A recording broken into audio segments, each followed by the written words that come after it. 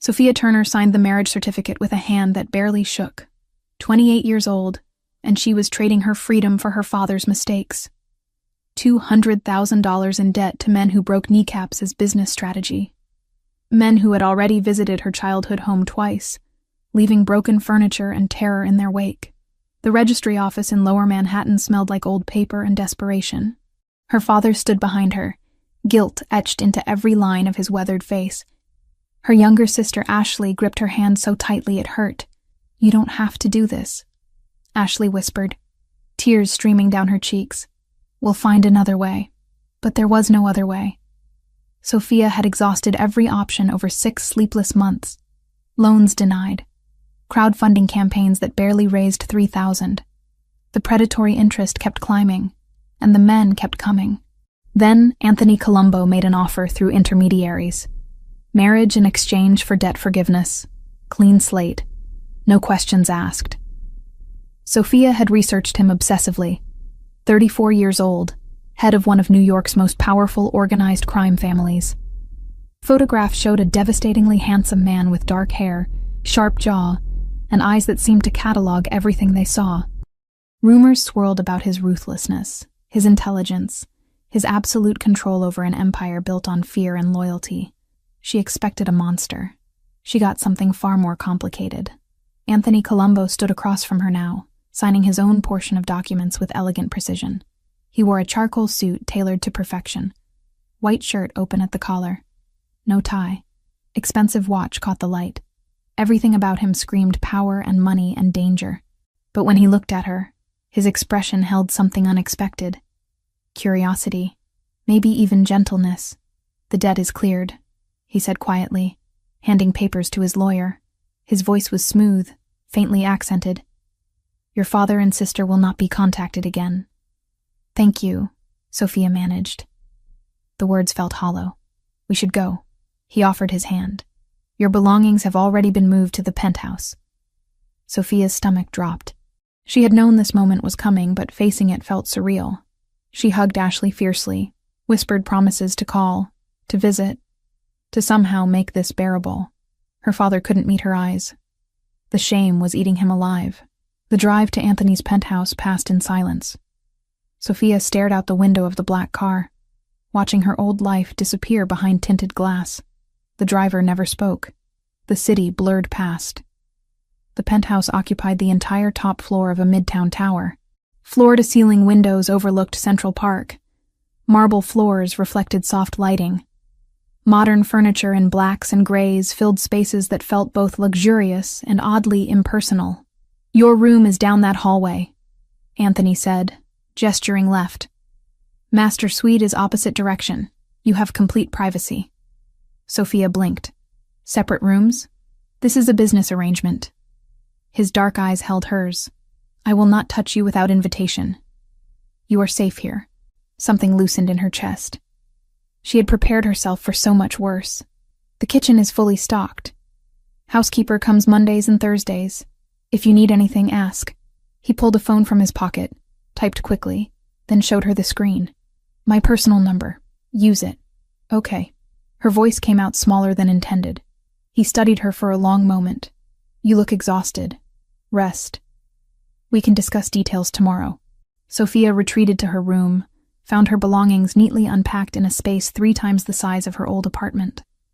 Luxury sheets. Enormous bathroom. Closet bigger than her childhood bedroom. She sat on the edge of the bed and cried silently into her hands. The first month passed in careful distance. Anthony left early for meetings, returned late. They saw each other mostly at breakfast, where he read newspapers in Italian, and she picked at food she barely tasted. He never demanded anything, never invaded her space, never made her feel like property. Slowly, the fear began to fade, replaced by something stranger, curiosity. One evening, she found him in the living room watching an old Italian film. Black and white images flickered across a massive screen. "Do you mind if I watch?" she asked from the doorway. He glanced up, surprise crossing his features. "Please." She sat on the opposite end of the long sofa. The film had subtitles. A love story set in post-war Rome. Beautiful cinematography and tragic romance. My grandmother loved this film, Anthony said during a quiet scene. She made me watch it dozens of times as a child. It's beautiful, Sophia admitted. She raised me after my mother died. His voice softened with memory, taught me that strength and gentleness are not opposites. Sophia looked at him properly for the first time in weeks, saw past the intimidating exterior to something more human underneath. They began talking. Small conversations that stretched longer each night. He told her about growing up in Brooklyn, learning his family's business, the weight of responsibility he carried. She told him about her childhood in upstate New York, her dreams of becoming a teacher, the betrayal she felt toward her father's gambling addiction. "You are angry with him," Anthony observed one night over dinner he had cooked himself, pasta carbonara made from scratch. "He destroyed our lives," Sophia said bitterly. "Ashley had to drop out of college. We lost the house. And I'm here because he couldn't stop throwing money at card tables. Addiction is a disease." Anthony's tone held no judgment. "It does not excuse his actions, but perhaps understanding helps with forgiveness. Do you forgive easily?" His expression darkened. "No, but I am learning." The second month brought unexpected comfort. Anthony started asking her opinion on small things. What to order for dinner, which film to watch, whether the new art piece in the hallway was pretentious or interesting. She started leaving her room more, reading in the living room while he worked on his laptop, joining him for meals without the heavy silence. One afternoon, she found him cooking again. This time, he invited her to help. "My grandmother would say a woman who cannot make proper pasta is missing a life skill," he teased gently, teaching her to knead dough with precise pressure. "And what would she say about men who trap women in business arrangements?" Sophia shot back, but with a hint of humor. "That I am a fool who does not know how to properly court a beautiful woman." He said it lightly, but his eyes held hers a beat too long. The air between them shifted. By month 3, the attraction became impossible to ignore. Sophia found herself noticing everything about him. The way his hair fell across his forehead when he was concentrating. The warmth of his laugh when something genuinely amused him. How his hands moved with confidence and precision, whether signing documents or chopping vegetables. She caught him watching her too. Quick glances when he thought she was distracted. His jaw tightening when she wore certain dresses. The way he always positioned himself between her and the door. Protective instinct she pretended not to notice. Month 4 brought the charity gala. A business obligation Anthony initially planned to attend alone. "Come with me," he said over breakfast. Not a command, an invitation. "I don't have anything appropriate to wear. That has been arranged." He slid a business card across the table. "Appointment at 2. Choose whatever you like." The boutique was exclusive, expensive, overwhelming. But the dress she selected was burgundy silk that draped elegantly without being overtly sexual. When Anthony saw her that evening, something flickered in his dark eyes that made her pulse race.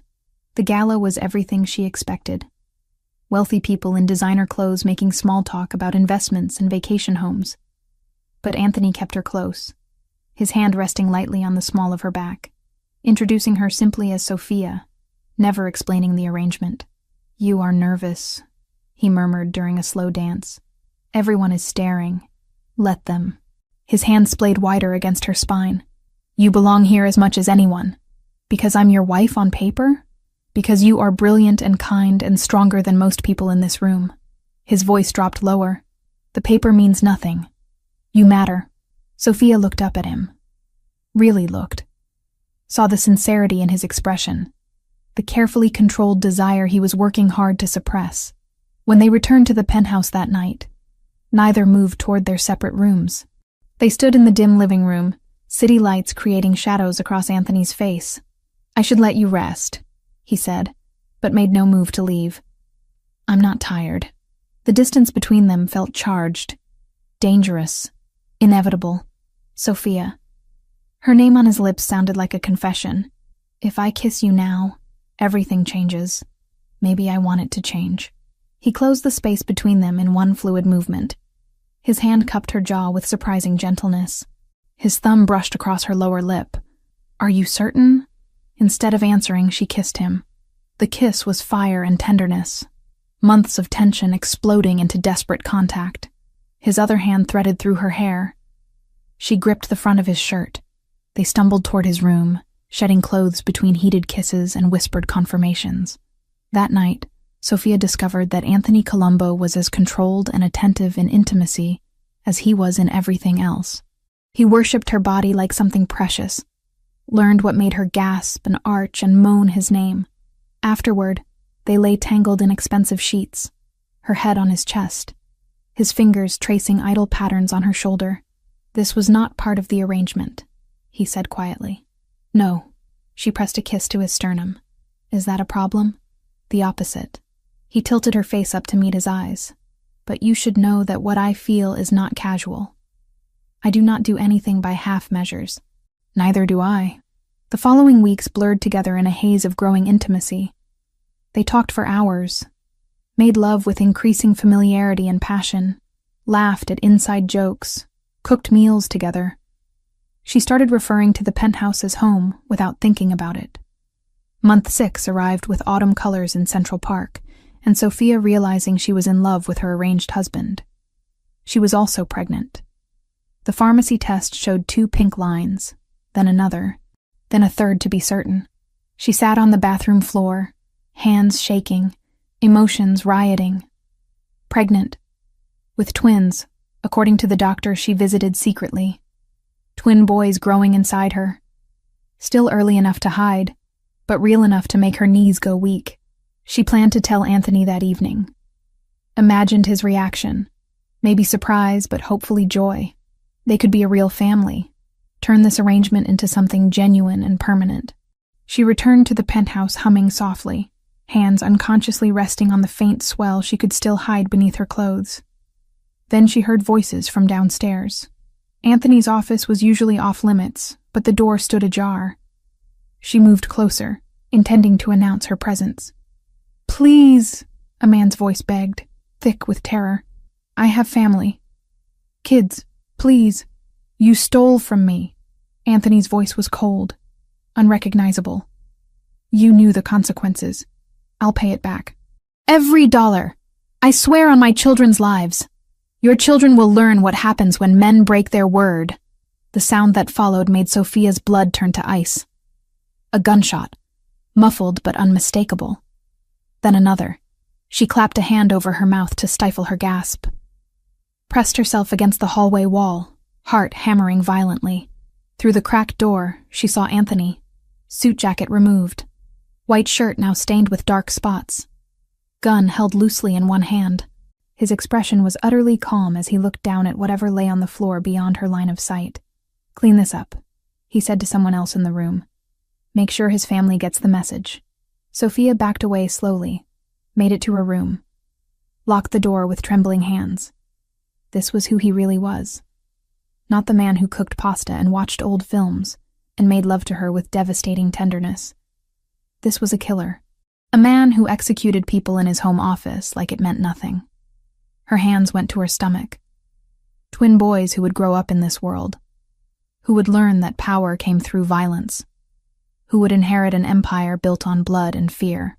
She couldn't do it, couldn't raise children here, couldn't let them become what their father was. Sophia packed a single bag with shaking hands, took the cash she had been quietly saving from the household funds, left her phone behind because she knew it could be traced. At 3 a.m, while Anthony slept, she wrote a letter with tears blurring her vision. "I cannot raise our children in a world of death. Forgive me. Sophia." She left it on her pillow and walked out of the penthouse into the cold October night. The bus station was nearly empty. She bought a ticket to Portland, Oregon, as far from New York as she could get while staying in the continental United States. As the bus pulled away from the city, Sophia pressed her hand to the window, watched the skyline disappear, felt her heart breaking even as she knew this was the only choice. She was 28 years old, pregnant with twins, and running from the only man she had ever truly loved. Because sometimes love was not sufficient when the cost was your children's souls. 3 years changed everything and nothing. Sophia Turner stood behind the counter of Storybook Corner, a small independent bookstore in downtown Portland that specialized in children's literature. Her hands moved automatically, scanning picture books and board books while her mind wandered to the daycare pickup schedule. Luca had art class today. Matteo needed his blue jacket because he refused to wear any other color lately. The twins were 3 years old now. 3 years of building a life from scratch in a city where nobody knew her real name or her past. 3 years of working double shifts to afford the cramped 2-bedroom apartment in a neighborhood that was safe enough. 3 years of looking over her shoulder, waiting for Anthony Colombo to find her. But he never came. Part of her wondered if he had even looked. Maybe the debt arrangement had been exactly what he claimed originally. A business transaction. Nothing more. Maybe she had imagined the depth of feeling between them. Projected her own desperate need for connection onto a man who felt nothing. The door chime rang. Sophia glanced up with her practiced customer service smile. Her heart stopped. Anthony Colombo stood just inside the entrance, backlit by autumn sunlight streaming through the glass. He wore dark jeans and a black sweater, casual clothes that somehow made him look more dangerous rather than less. His hair was shorter than she remembered. His face was thinner, sharper angles emphasized by shadows under his eyes that spoke of too many sleepless nights. But those dark brown eyes were exactly the same, and they were locked directly on her. The book in Sophia's hands slipped from her grip, hitting the counter with a dull thud. "Hey, you okay?" Rachel, her coworker, touched her arm with concern. "You look like you've seen a ghost." Sophia couldn't speak, couldn't move, couldn't breathe. Anthony walked toward the counter with slow, deliberate steps. Every person in the store seemed to sense something wrong. Conversations died. Heads turned. He stopped 3 feet away, close enough that she could smell the faint scent of his cologne, the same one he had worn in New York, far enough that he wasn't crowding her. "Hello, Sophia." His voice was exactly as she remembered. Smooth, controlled, with that barely perceptible accent that made her name sound like music. "I don't know you," she whispered. "Please leave. We both know that's not true." He placed a photograph on the counter between them, face down. "But if you prefer to have this conversation here, in front of your colleagues, I can accommodate that." Rachel was staring now. 2 customers had stopped browsing to watch. Sophia's hands shook as she flipped the photograph.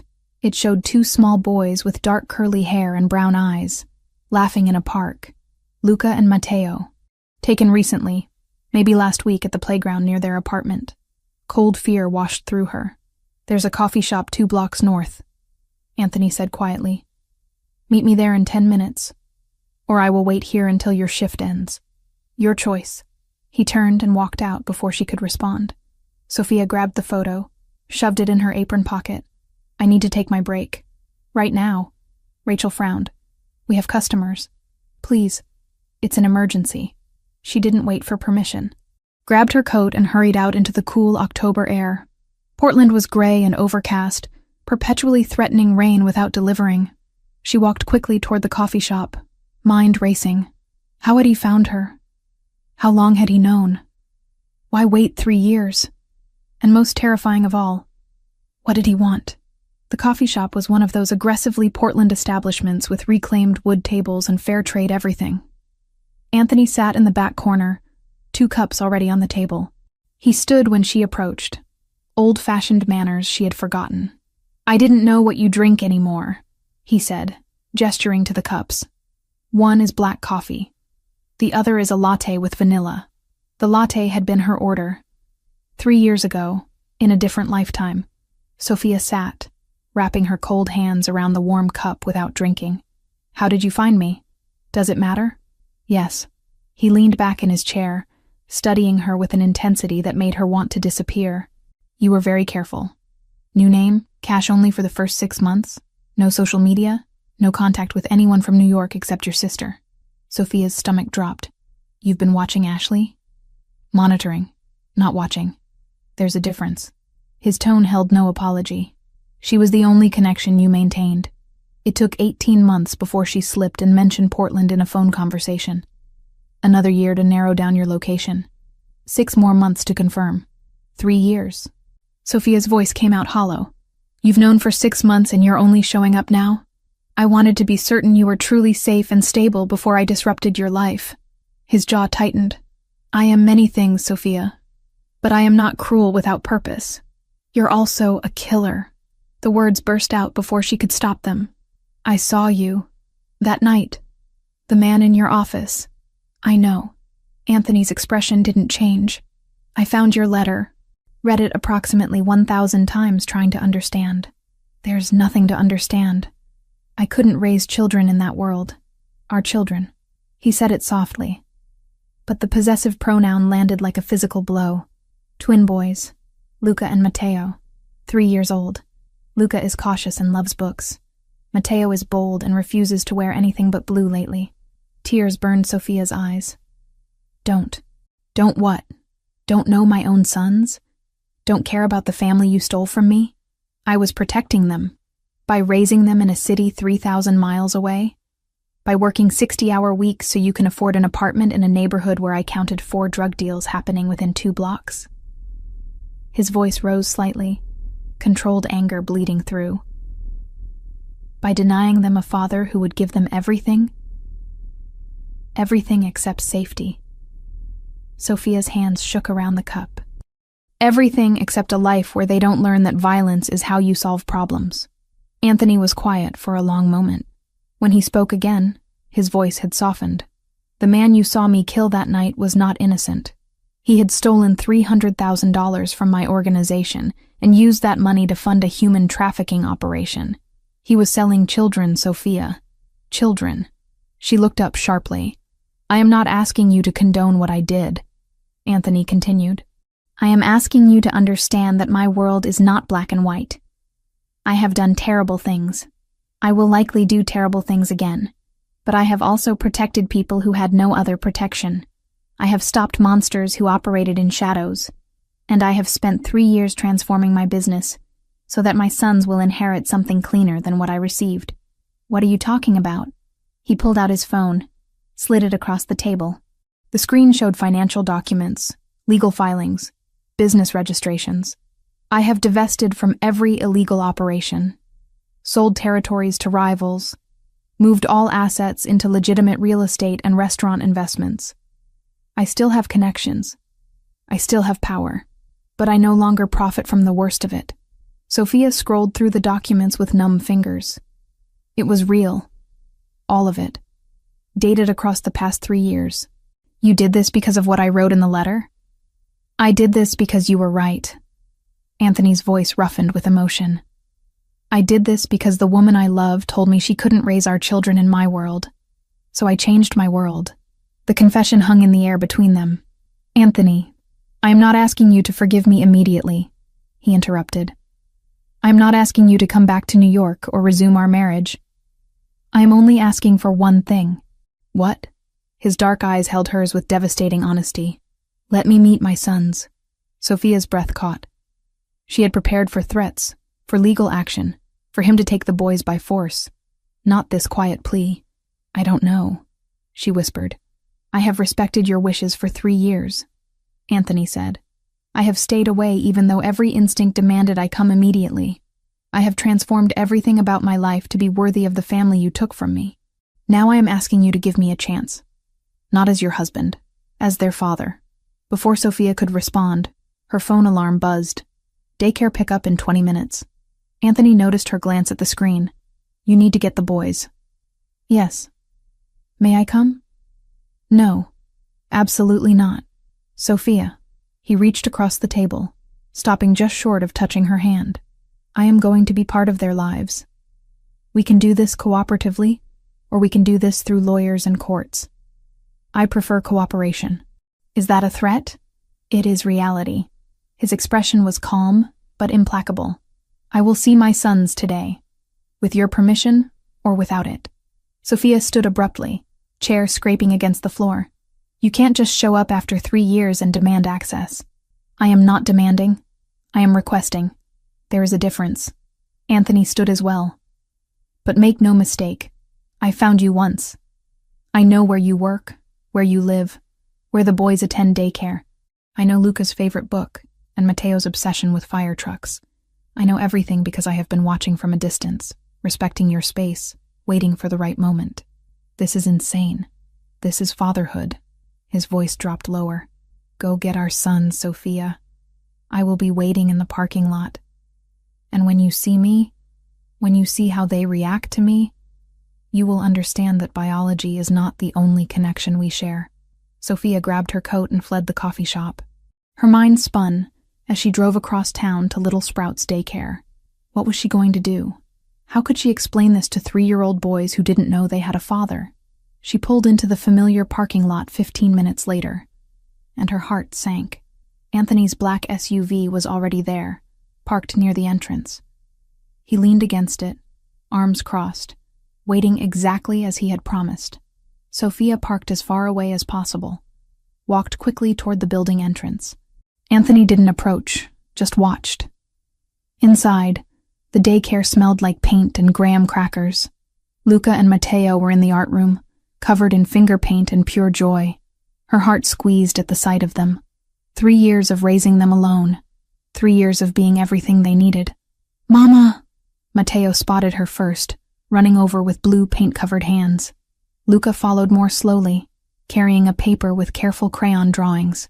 "Look what I made," Luca said shyly, holding up his artwork. Sophia knelt down, hugging them both despite the paint. "It's beautiful, baby. Both of you did such good work."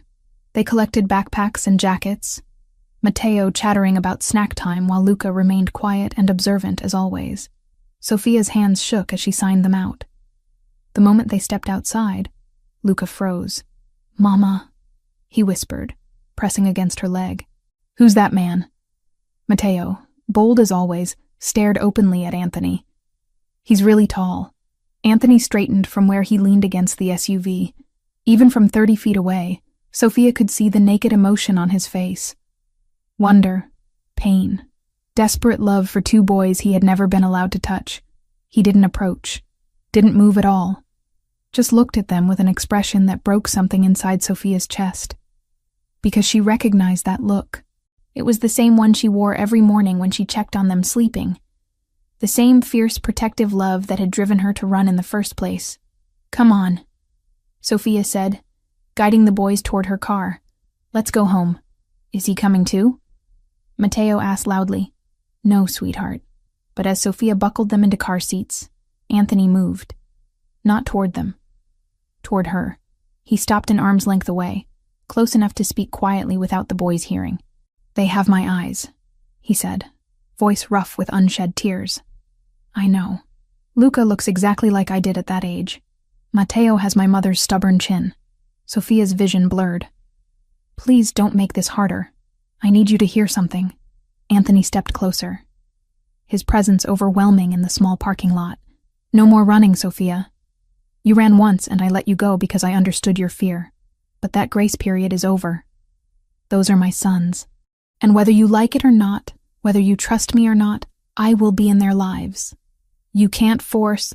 I am not forcing anything. I am stating fact." His dark eyes burned into hers. "Tomorrow morning I will come to your apartment. I will meet them properly. I will begin building a relationship with my children. And you will allow this because deep down, you know they deserve a father who loves them." Sophia's breath came in short gasps. "I hate you." "No, you don't." He said it with absolute certainty. "You hate that you still love me. You hate that I found you. You hate that the life you built is about to change. But you do not hate me, darling. You never could." He turned and walked back to his SUV without waiting for a response. Sophia climbed into her car with shaking hands. In the rearview mirror, she watched Anthony stand beside his vehicle, watching them. Not following. Not threatening. Just watching his sons with the expression of a man who had found something he thought lost forever. "Mama, who was that?" Luca asked again as they drove away. Sophia met his innocent brown eyes in the mirror, eyes identical to his father's. "Someone who wants to meet you," she heard herself say. "Someone very important." That night, after the boys were asleep in their shared bedroom, Sophia sat on her couch in the dark apartment and finally let herself cry. 3 years of running. 3 years of building a life alone. 3 years of telling herself she had made the right choice. And Anthony Colombo had shattered it all in one afternoon with a photograph and a quiet demand. Her phone buzzed. Unknown number. "Tomorrow, 10 in the morning. I will bring breakfast. Tell the boys whatever you think is appropriate. But this conversation is happening. Sophia stared at the message. Then, with trembling fingers, she typed back, "If you hurt them, I will destroy you." His response came immediately. "If I hurt them, I will let you." Anthony Colombo arrived at exactly 10 in the morning, carrying 2 bags from a local bakery and a leather briefcase that probably cost more than Sophia's monthly rent.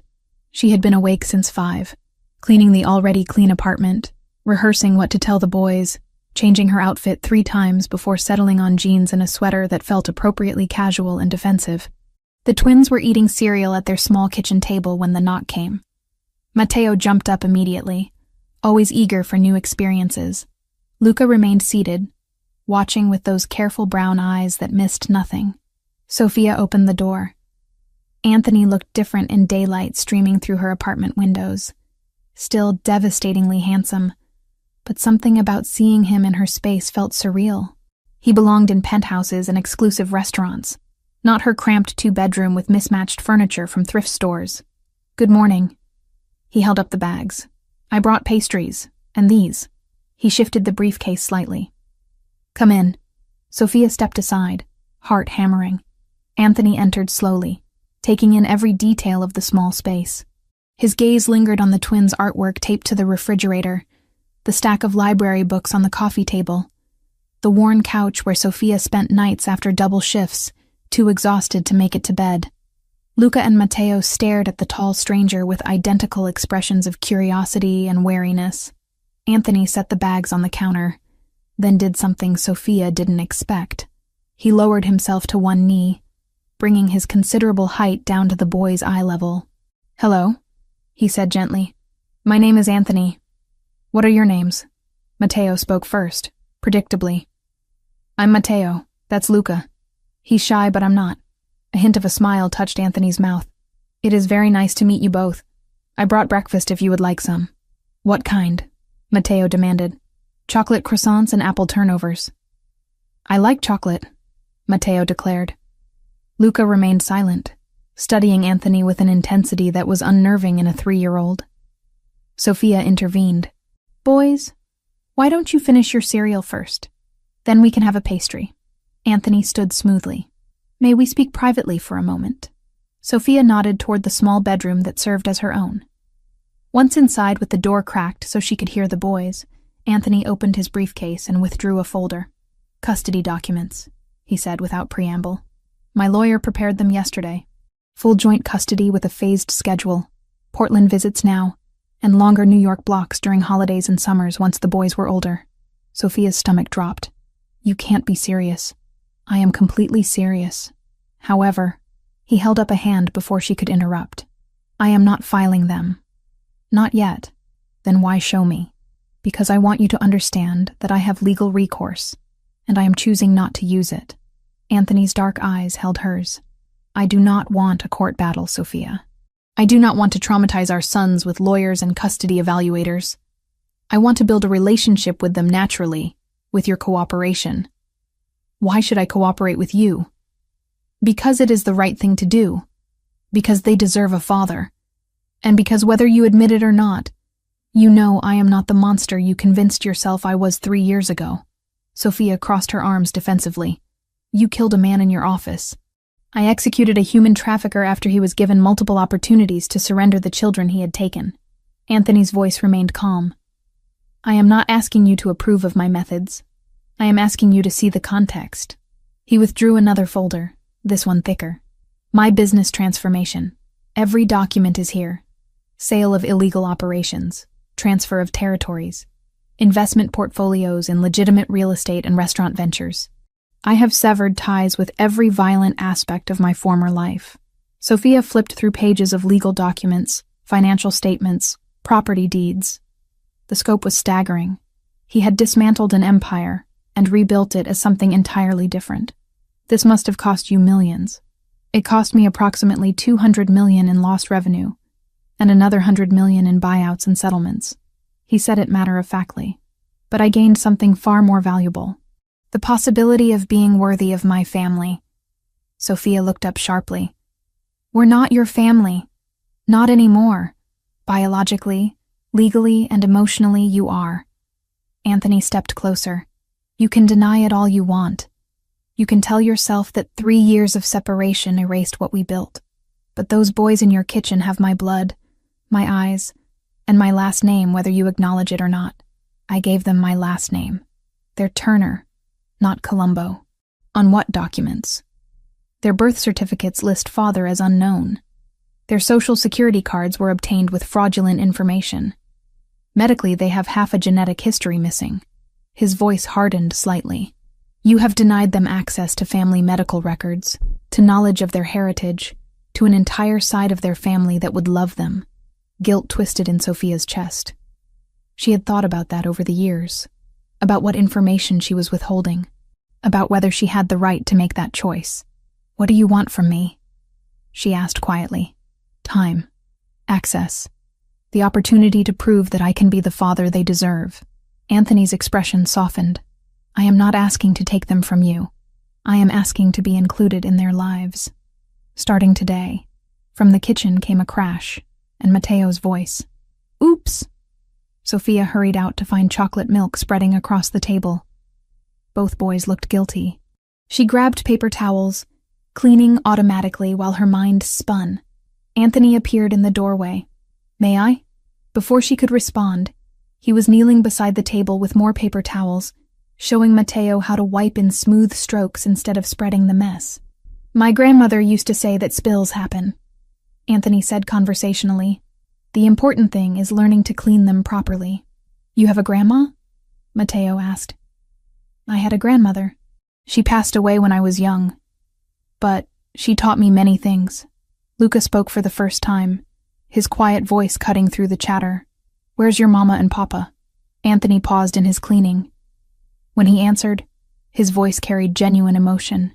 My mother died when I was 7. My father was not a good man, so my grandmother raised me. Our mama raises us, Luca said simply.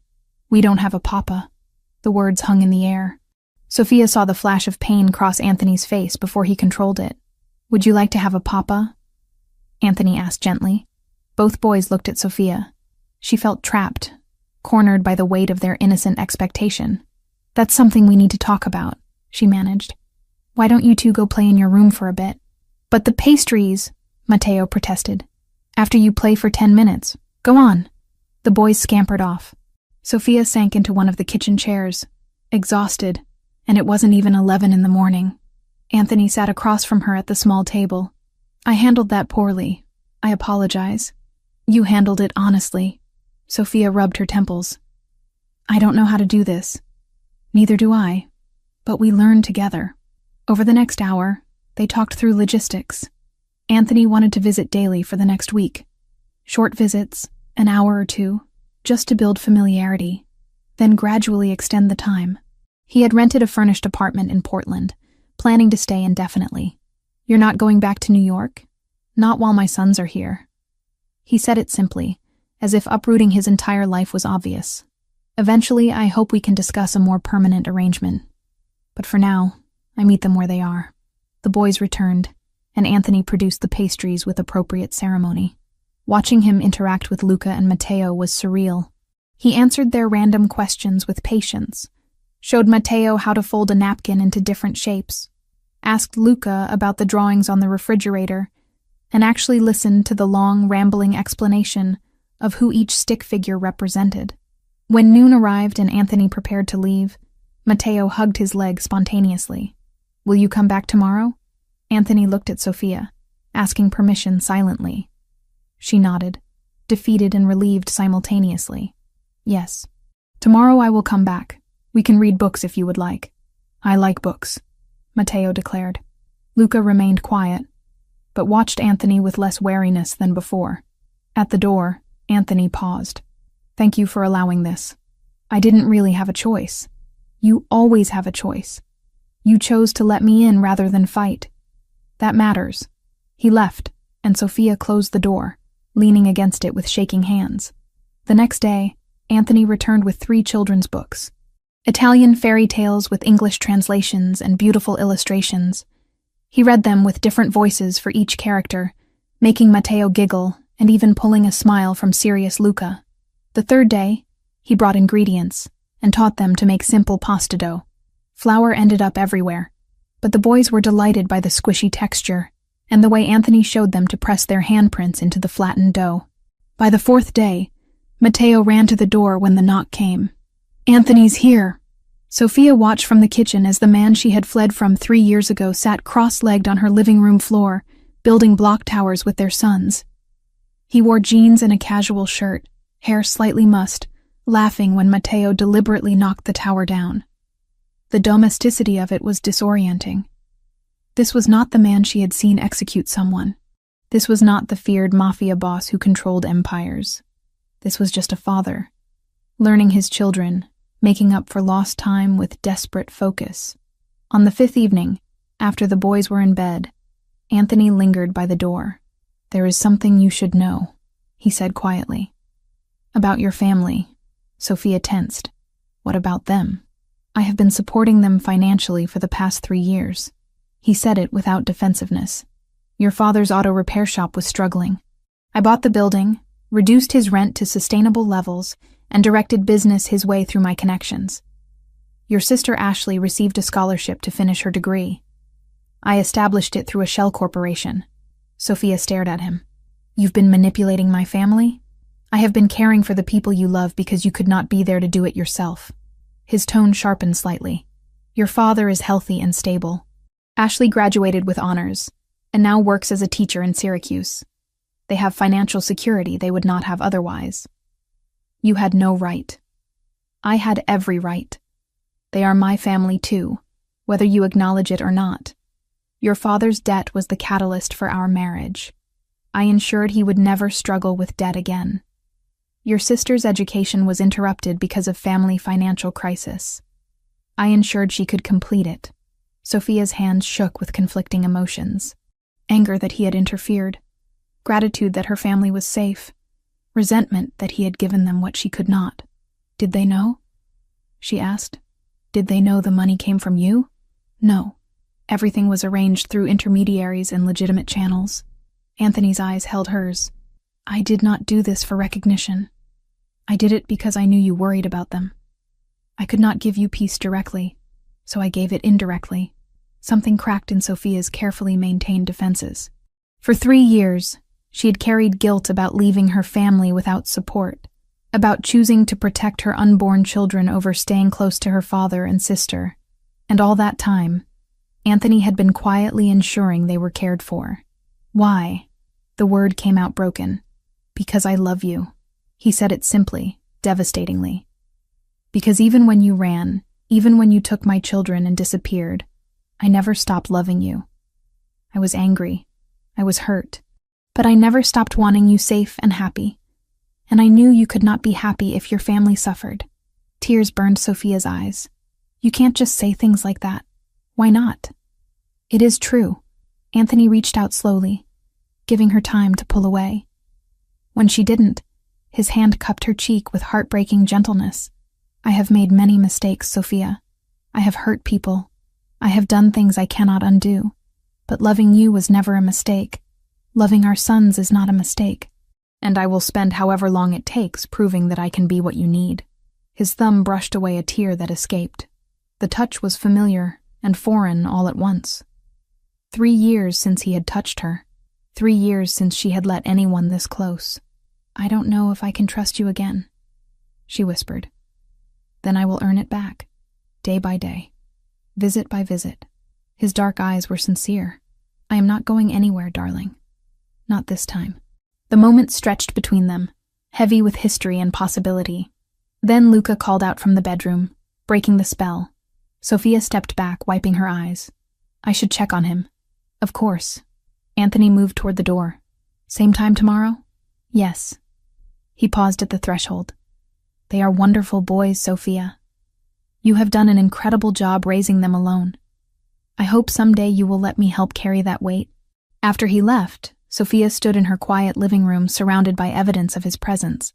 Italian books on the coffee table. Flour still dusting the kitchen counter. The faint scent of his cologne lingering in the air. And for the first time in 3 years, She wondered if running had been the right choice after all.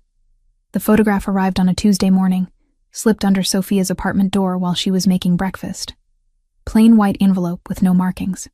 Inside, a single picture of Luca and Matteo at Little Sprouts daycare, taken through the fence during outdoor playtime. The angle suggested someone standing across the street with a telephoto lens. Sophia's hands trembled as she turned the photo over. 3 words written in block letters. Beautiful boys. Fragile. Her stomach twisted violently.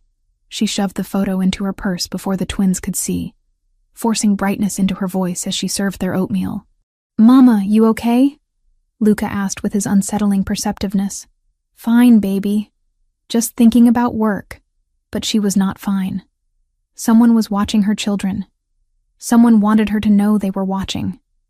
The rational thing would be to call Anthony immediately. He had given her his number, told her to reach out if anything felt wrong. And if someone was testing her, a sudden swarm of Anthony's security around the daycare would only confirm the twins were the pressure point. But Sophia had spent 3 years being self-sufficient. 3 years proving she could handle everything alone. Calling him felt like admitting defeat, like confirming she needed him. Besides, it was probably nothing. Maybe a photographer doing a project.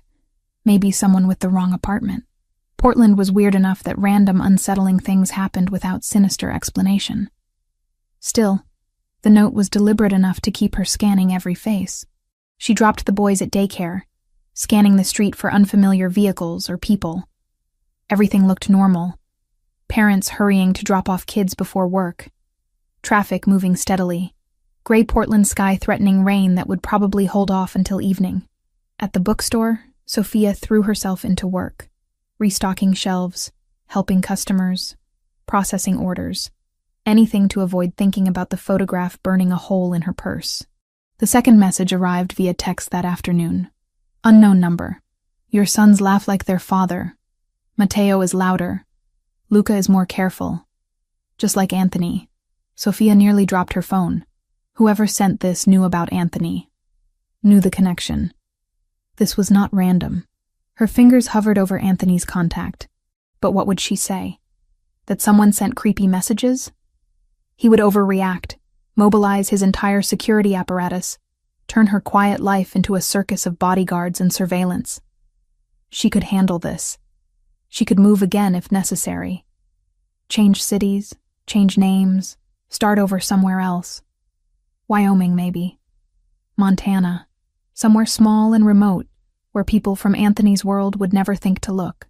That night, after tucking the boys into bed, Sophia researched rural towns with good schools and low costs of living, made lists of places she could work remotely, jobs that did not require extensive background checks, started mentally calculating how much money she needed to save before running again.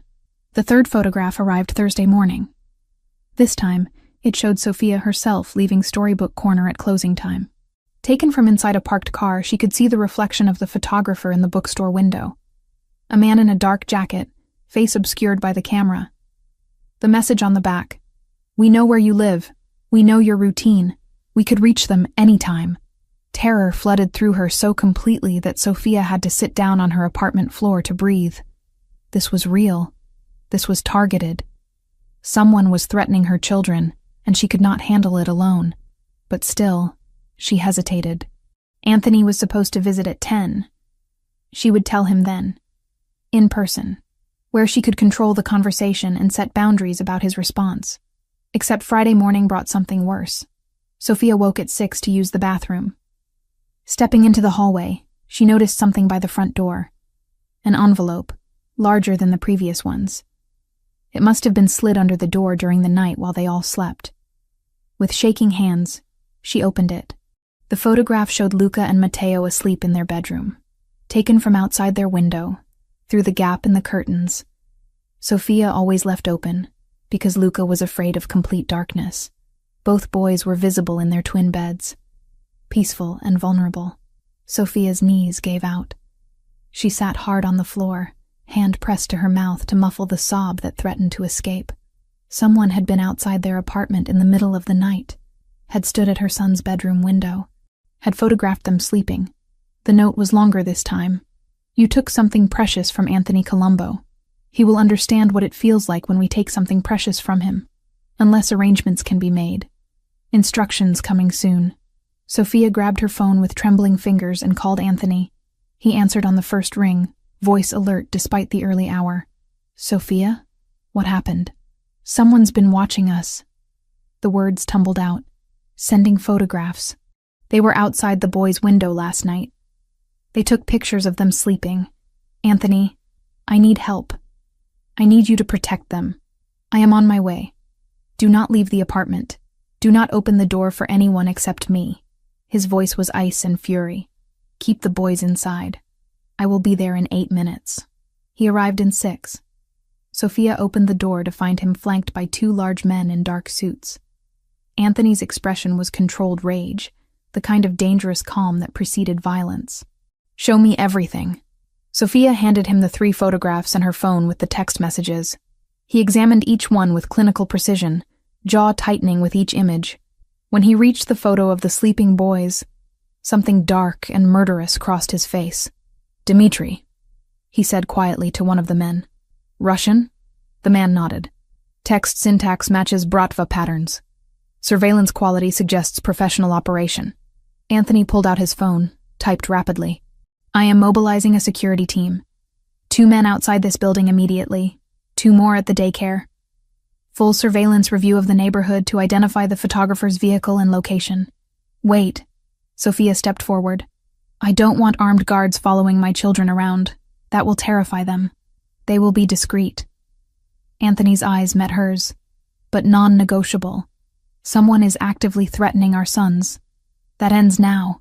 Who would do this? People who want to hurt me by targeting what I love. He said it matter-of-factly, as if discussing weather. I have enemies, Sophia. I thought by leaving that world behind, I removed the target from my family. I was wrong. One of the guards spoke quietly into an earpiece, then addressed Anthony. Boss, we have a hit on the vehicle. Black sedan, Oregon plates, registered to a rental company. Rented 3 days ago by someone using a fake ID. Find it, and find who is driving it. The man nodded and left. Anthony turned back to Sophia. I need you to pack bags for yourself and the boys. Enough for 2 weeks. What? Why? Because you cannot stay here. This location is compromised. I have a secure property in the Cascade Mountains, 2 hours from Portland. We leave today. Sophia's first instinct was to argue, to refuse, to maintain her independence. But looking at the photograph of her sleeping children, she knew pride was a luxury she could not afford. Okay. The word came out small. Okay, we'll go. Thank you for helping us. Anthony's expression softened slightly. You do not need to thank me for protecting my family. This is what fathers do. The boys woke up confused by the sudden activity. Sophia explained they were going on a surprise trip to a cabin in the mountains. Matteo was excited. Luca watched Anthony and the unfamiliar men with wary eyes. Is this because of the bad people? Luca asked quietly, while Sophia packed his clothes. Her blood went cold. What bad people, baby? The man by our window 2 nights ago. I saw him, but I was scared to get up. Sophia pulled Luca close, heart hammering. You saw him? Why didn't you tell me? I thought maybe I dreamed it. His small voice was uncertain, but then he was there again last night. Anthony appeared in the doorway, having heard everything. He knelt beside Luca with careful gentleness. You are a very brave boy to tell us this, and very smart to remember details. The bad people will not be able to find you where we are going, I promise. Are you going to stop them? Luca asked. Yes. Anthony's voice carried absolute certainty. I am going to make sure they never scare you or your brother again. Within an hour, they were packed into Anthony's SUV. Sophia sat in the back between the boys' car seats while Anthony drove. 2 additional vehicles followed, carrying his security team. As Portland disappeared behind them and the landscape shifted to dense forests and mountain roads, Sophia finally allowed herself to acknowledge what she had been denying. Running had solved nothing. 3 years of hiding, of building a new life, of trying to protect her sons alone. And the moment someone truly dangerous targeted them, she had been powerless. Anthony glanced at her in the rearview mirror.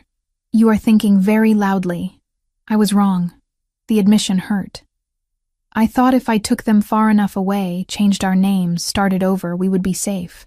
But they will always be targets because of who their father is. Not because of who I am. Because of who I was. His hands tightened on the steering wheel. The enemies I made before I met you do not care that I have changed. They only care about leverage. So what do? We neutralize the threat permanently. And we do it together. Not with you trying to handle everything alone because you are too stubborn to ask for help. Sophia flinched at the accuracy. I'm used to taking care of things myself. I know. It is one of the things I love about you. Your strength, your independence, your fierce protection of our sons. Anthony's eyes met hers in the mirror. But strength is also knowing when to accept help. Pride is not worth our children's safety. He was right. She hated that he was right, but he was. I'm sorry, Sophia said quietly. I should have called you the moment I got the first photograph. I just didn't want to need you. Needing someone is not weakness. It is trust. His voice softened. And I know I have not given you much reason to trust me, but I am asking you to try. For Luca and Matteo. If not for yourself. The mountain house appeared after 2 hours of winding roads through increasingly remote forest. It was larger than Sophia expected, but still felt intimate. Modern architecture with enormous windows overlooking a valley. Solar panels on the roof. A circular driveway where the security vehicles parked. This is yours? Sophia asked as they unloaded bags. I bought it 2 years ago. Somewhere to disappear when New York became too loud. Anthony lifted a sleeping Matteo from his car seat with surprising gentleness. Now it serves a more important purpose. Inside, the house was beautiful. Open floor plan with a massive stone fireplace. Kitchen with professional appliances. Bedrooms upstairs with views of the forest. The boys would love it here once they woke up enough to explore. One of the security men approached Anthony. Perimeter is secure. Motion sensors active. We identified the Bratva operative through facial recognition. Dmitry Volkov sent him personally. Anthony's expression went cold. Volkov wants a war. He will get one. Who is Dmitry Volkov? Sophia asked after the guard left. A man who used to report to me before I divested from territorial operations. Anthony's voice was hard. When I sold my interests and left that world, other families moved to fill the power vacuum. Dmitry believes I still have influence he can exploit. He is using you and the boys as leverage to force me back into the game. Will it work? No. Anthony turned to face her fully. But I will make him regret threatening my family. The certainty in his voice was both comforting and terrifying. This was the man she had run from 3 years ago. The one capable of cold violence and strategic cruelty. But now that violence was directed at protecting her sons, and she could not bring herself to condemn it. What happens next? She asked. Next, I make arrangements with Dmitry. He wants something. I will give him something, but not what he expects. Anthony moved closer. And you stay here with Luca and Matteo where nothing can touch you. The security team will handle everything. You just focus on keeping the boys calm and safe. Sophia nodded, exhausted and grateful, and still processing everything. Anthony? Yes? Thank you. For coming when I called. For not judging me for waiting too long. For just helping without making me beg. He stepped close enough that she could feel the warmth of him. I told you before. You do not beg. You do not grovel. You are the mother of my children and the woman I love. Protecting you is not a favor. It is who I am. That night, after settling the boys into the upstairs bedroom they would share, Sophia stood at the enormous windows watching darkness settle over the mountains. Anthony joined her, 2 glasses of wine in hand. To survival, he said, offering 1 glass. To family, Sophia countered. They drank in comfortable silence, and for the first time since the photographs started arriving, Sophia felt something close to safe. The mountain house settled into an unexpected rhythm over the first 3 days. Security remained outside, barely visible shadows patrolling the perimeter. Inside, it was just the 4 of them. No housekeepers, no staff, no interruptions from the outside world. Sophia woke the first morning to sounds from downstairs. Coffee brewing. Something sizzling in a pan, She pulled on a sweater and found Anthony in the kitchen, barefoot in jeans and a t-shirt, cooking breakfast while both boys sat at the counter watching with rapt attention. "And this is how you know the eggs are ready," Anthony was explaining to Matteo. "See how the edges turn white but the center is still soft? That is perfect. I want to try." Matteo bounced on his stool. "Tomorrow you can help crack the eggs. Today you observe and learn." Luca noticed Sophia first. "Mama, Anthony is making food." "I can see that." She moved into the kitchen, struck by the domesticity of the scene. "I didn't know you cooked." My grandmother insisted. She said a man who cannot feed himself is not truly independent. Anthony plated scrambled eggs with fresh herbs, sliced tomatoes, and crusty bread he must have brought from Portland. "I hope you are hungry." They ate together at the large dining table. Morning light streamed through floor-to-ceiling windows, illuminating the forest beyond. Matteo chattered about everything he could see outside. Luca ate quietly, occasionally stealing glances at Anthony like he was solving a puzzle. After breakfast, Anthony suggested they make fresh pasta for dinner. Sophia started to decline, thinking about the mess, but he was already pulling out ingredients, and both boys were vibrating with excitement. "Cooking is about more than food," Anthony said, measuring flour into a large bowl. "It is about patience, precision, and tradition. My grandmother taught me when I was younger than you two." "What was her name?" Luca asked. "Rosa. She had hands that always smelled like basil, and a voice that could make you confess anything." Anthony's expression softened with memory. "She came from Sicily with nothing but recipes and determination." "Where's Sicily?" Matteo demanded. "An island in Italy. Very beautiful. Maybe someday I will take you there." Sophia watched Anthony guide small hands through the process of mixing flour and eggs, kneading dough until it reached the right consistency. He was patient when Matteo got distracted, encouraging when Luca hesitated, afraid of making mistakes. "There is no wrong way to learn," Anthony told Luca gently. "Only practice that makes you better." By the time they finished, the kitchen was dusted with flour and everyone was laughing. The dough rested under a cloth while Anthony cleaned up, refusing Sophia's help. "You have done everything alone for 3 years, he said when she protested. "Let me do this."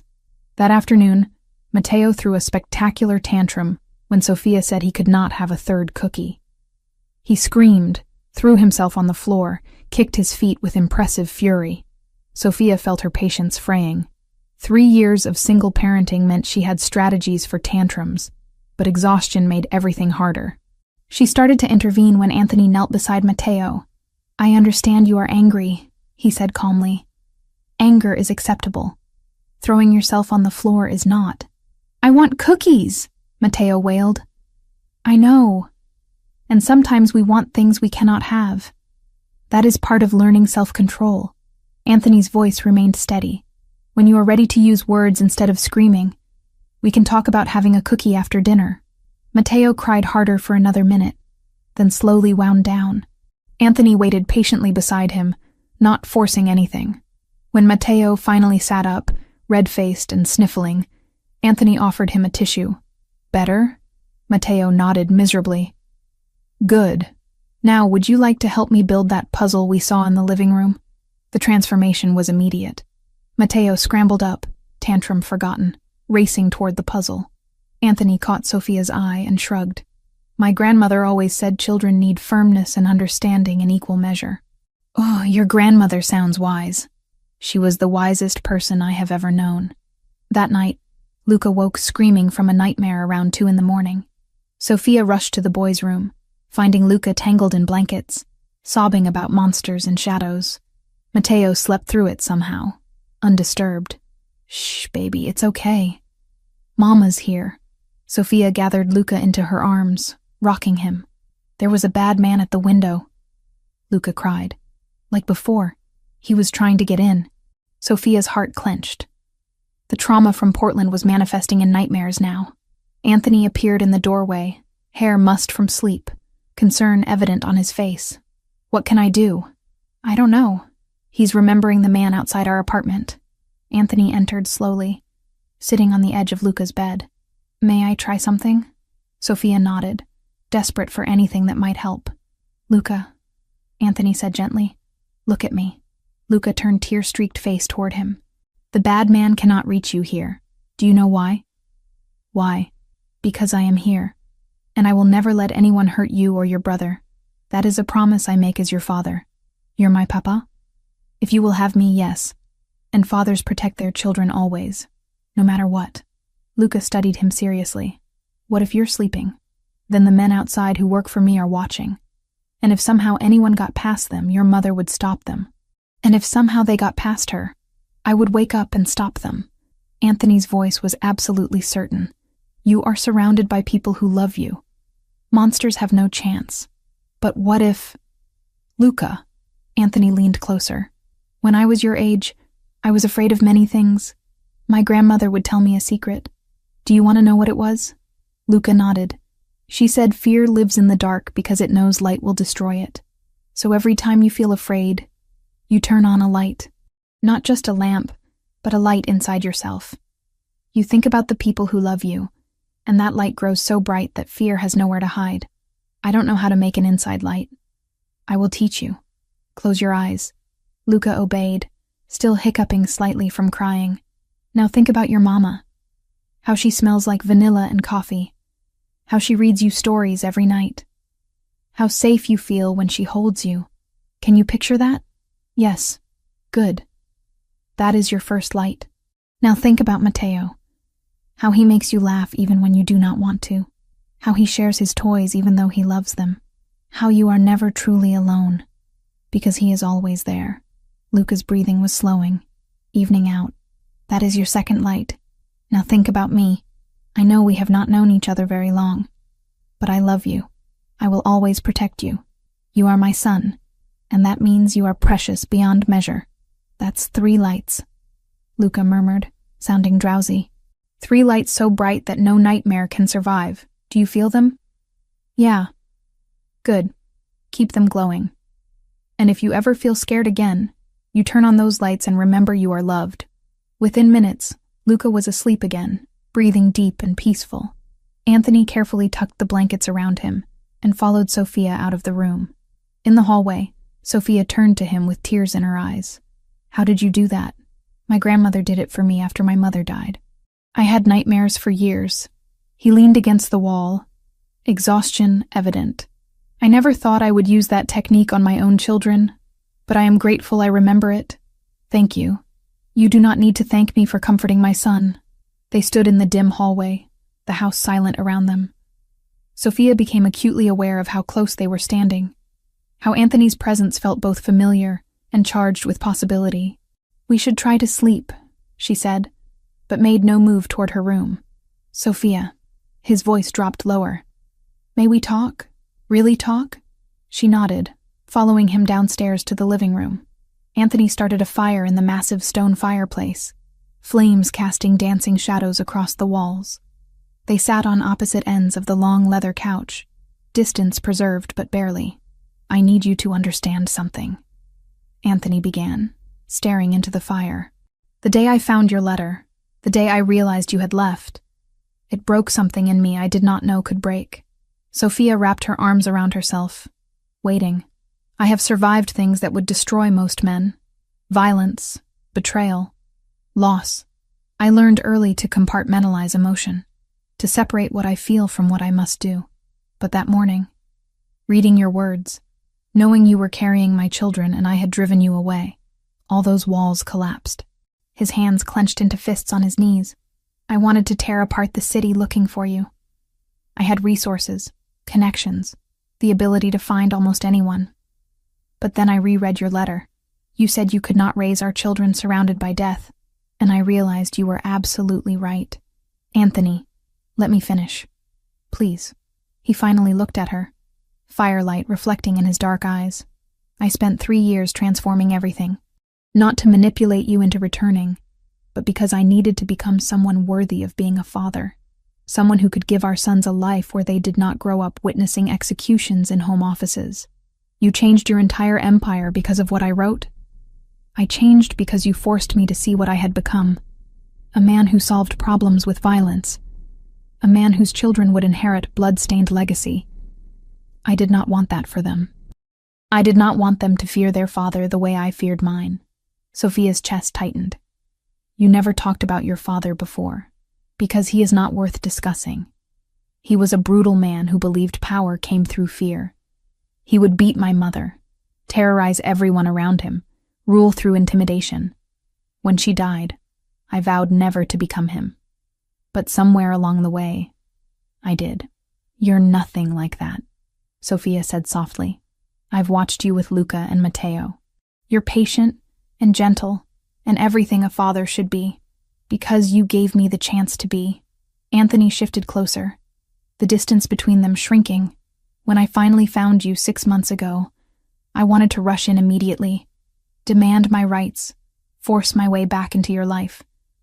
But I watched instead, saw how hard you worked, how well you raised them, how much they thrived under your care, and I realized that showing up before I was truly ready would be selfish.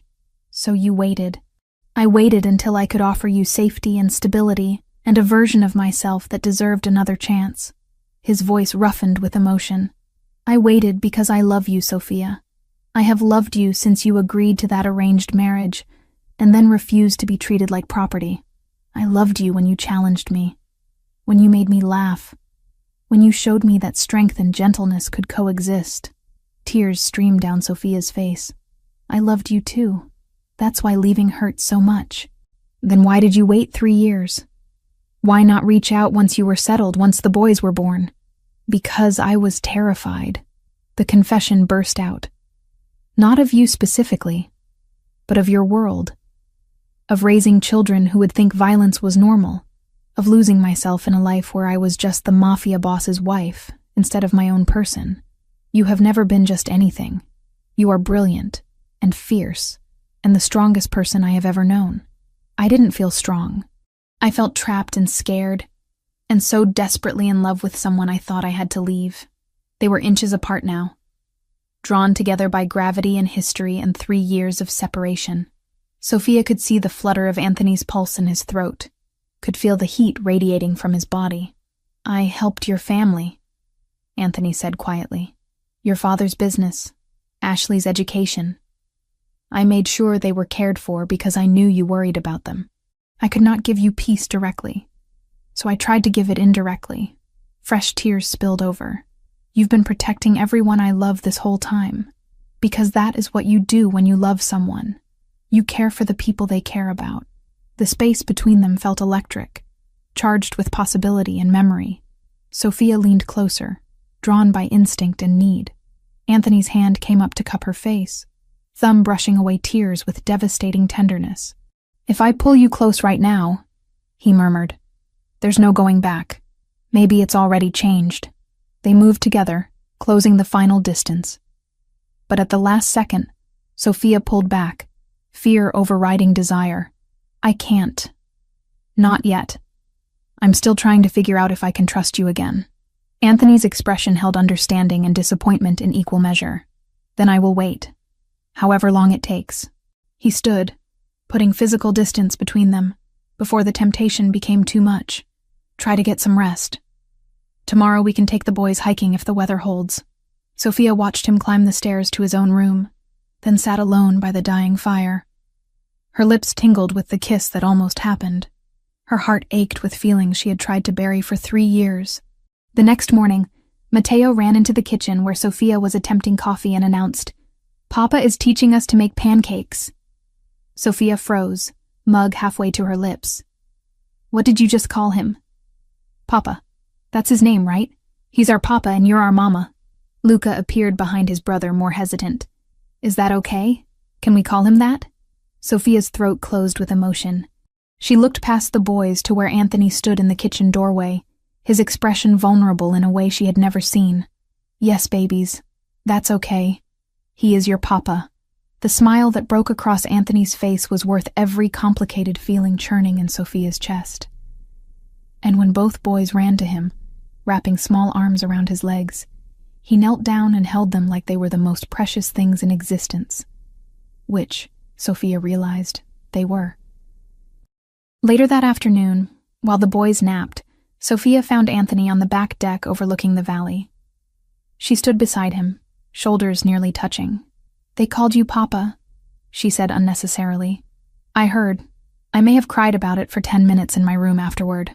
Sophia smiled despite herself. The great Anthony Colombo, brought to tears by 3-year-olds. The only 3-year-olds who matter. He turned to face her. "Thank you for allowing that. For not correcting them. They deserve to know their father. I was wrong to keep you from them for so long. You were protecting them. I understand that now." They stood in comfortable silence, watching clouds drift across the mountain peaks.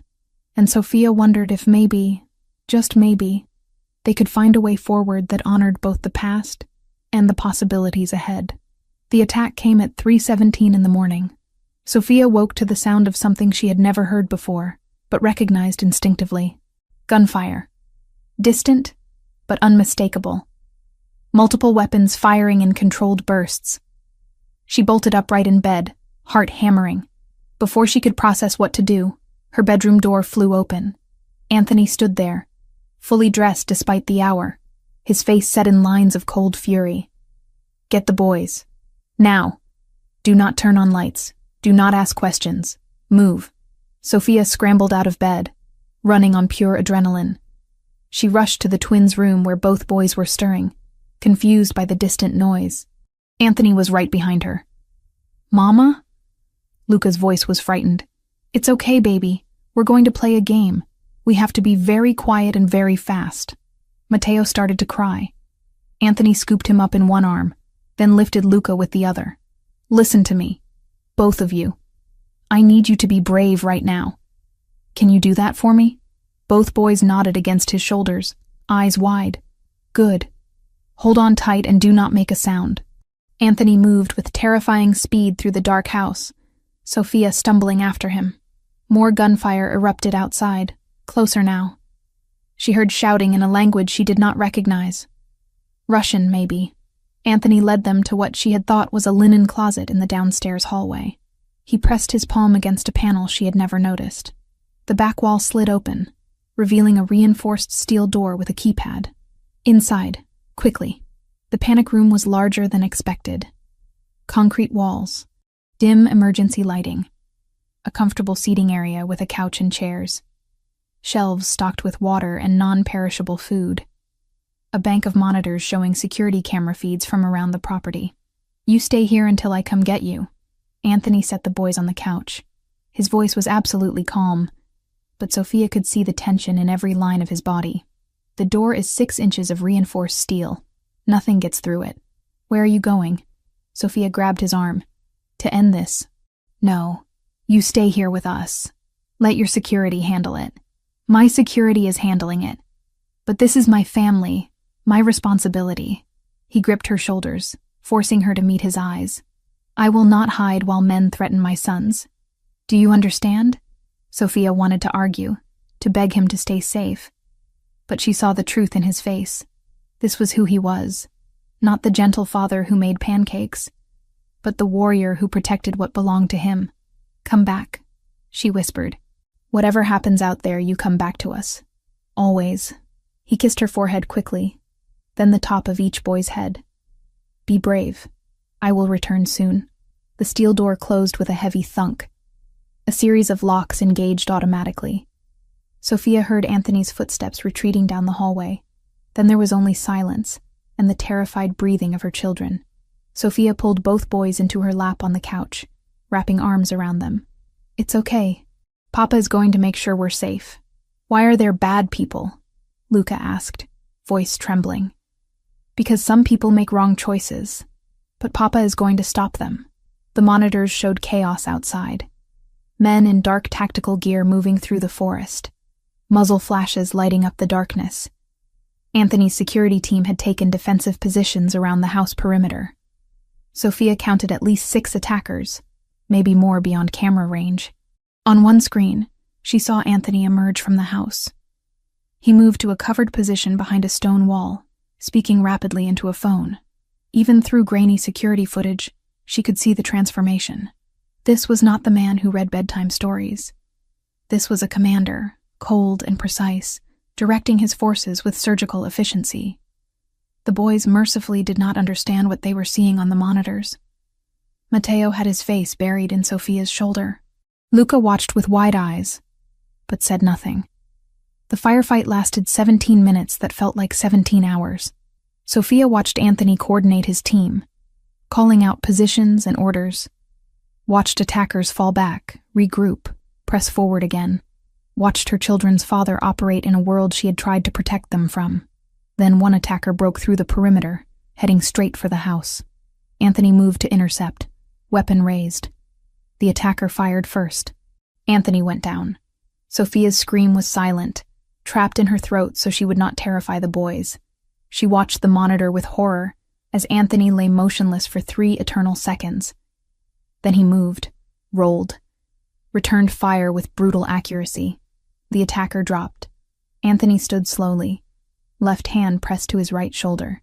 Even through the camera, Sophia could see dark wetness spreading across his shirt. Blood. "Mama? Is Papa hurt?" Luca had seen it too. "I don't know, baby." "I hope not." The remaining attackers were retreating now, overpowered by Anthony's security team. One man was dragged back toward the house, hands zip-tied behind him. The others disappeared into the forest, pursued by armed guards. 10 minutes later, the monitors showed the situation stabilizing. 20 minutes after that, the steel door locks began disengaging. Anthony appeared in the doorway. His shirt was torn and blood-soaked on the right side. His face was pale but composed. He looked at Sophia and the boys with visible relief. "It is over. They are gone."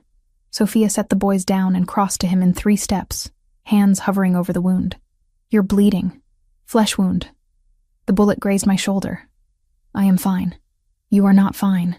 Sit down." The boys ran to him despite the blood, wrapping small arms around his legs. Anthony winced but did not push them away. "Did you stop the bad people?" Matteo asked. "Yes. They will not come back." "Because you're strong," Luca said with certainty. "Because I love you. Love makes us stronger than we know." Sophia got the boys settled on the couch with blankets, both of them exhausted and crashing from adrenaline. They fell asleep within minutes, curled together like puppies. Then she turned to Anthony. "Shirt off. Now." He obeyed, carefully pulling the ruined fabric over his head. The wound was exactly as he described, a deep graze across the meat of his shoulder, still bleeding sluggishly. Painful, but not life-threatening. Sophia found the first aid kit Anthony had shown her when they first arrived. Her hands shook as she cleaned the wound with antiseptic, trying to be gentle despite her terror and anger. "You should have stayed in here with us," she said, voice breaking. "I should have protected my family. I did what was necessary. You got shot. I have been shot before. This is nothing." Sophia pressed gauze to the wound harder than necessary. Anthony hissed in pain but did not complain. "Do not minimize this," she snapped. "You could have died out there. You could have left our sons without a father they just found. You could have, but I did not." He caught her wrist gently, stilling her shaking hands. "I am here, injured but alive. Our sons are safe. That is all that matters." Tears spilled down Sophia's cheeks. "I watched you on those monitors, saw you go down. For those few seconds, I thought you were dead, and I realized I cannot lose you again. Sophia, no, let me say this." She kept her hands busy with the bandage, unable to meet his eyes. "I told myself for 3 years that I ran to protect the boys, that I left because of your world, your violence, your danger. But that was only part of the truth. What was the other part? I was terrified of how much I loved you." The confession came out raw and honest. I had never felt that way about anyone, so completely consumed by another person, and when I saw what you were capable of, when I witnessed the darkness in your world, I panicked, because I knew that loving you meant accepting all of you, the gentle man who cooked pasta, and the ruthless one who killed without hesitation. Anthony was very still, barely breathing. "I was not strong enough then," Sophia continued. "I thought if I removed myself from your world, I could remove the conflict, but it followed us anyway. Because our sons carry your blood, your legacy, whether I run or not. So you regret them." "What? No." She finally looked up, meeting his dark eyes. I have never regretted them for a single second. They are the best thing in my life.